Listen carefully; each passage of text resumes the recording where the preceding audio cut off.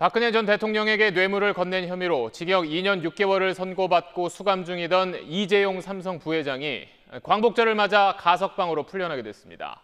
박범계 법무장관은 국가적인 경제 상황을 고려했다고 했는데 특혜라는 지적도 많습니다. 최근 3년 동안 통계를 보면 이재용 부회장처럼 형기의 70%도 채우지 못한 수용자가 가석방된 건 1%밖에 되질 않습니다. 손형한 기자입니다. 9명의 법무부 가석방 심사위원들은 오늘 1,057명의 가석방 대상자들의 적격 여부를 심사했습니다. 헌법과 법률에 따라서 그리고 가석방 심사위원회는 오랫동안 쌓아온 실무 기준이 있습니다. 그 기준대로 심사를 하도록 하겠습니다. 대상자 가운데 관심은 지난 1월 재수감된 이재용 삼성전자 부회장에게 집중됐습니다.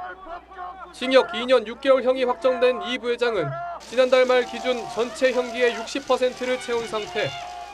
이런 이 부회장에 대해 심사위원들은 적격 판단을 내렸고 박범계 장관은 지체 없이 허가했습니다.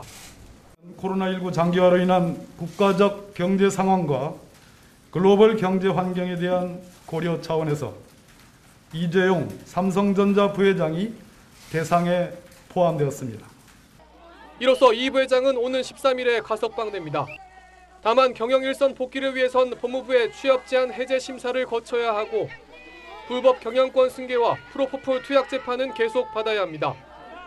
이 부회장은 재수감 207일 만에 석방되지만 형평에 어긋난다, 재벌 특혜란 비판은 시민단체는 물론 정치권에서도 이어지고 있습니다.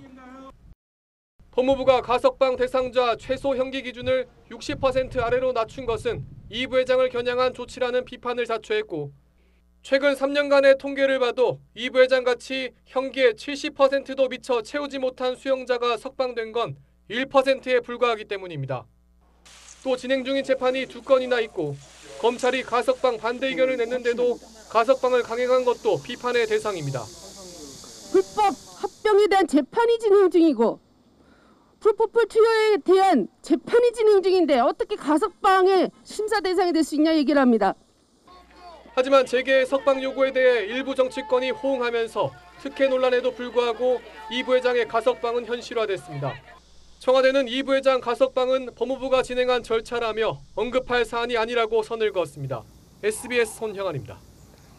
네, 안녕하십니까, 김현우입니다. 더 많은 뉴스와 라이브 이벤트를 보고 싶으시면 화면 오른쪽을 눌러서 구독해 보시길 바라겠습니다. 또 저희 SBS 앱을 다운로드 하시면 속보 알림도 받아보실 수 있습니다. 항상 저희 SBS 뉴스를 시청해 주셔서 대단히 고맙습니다.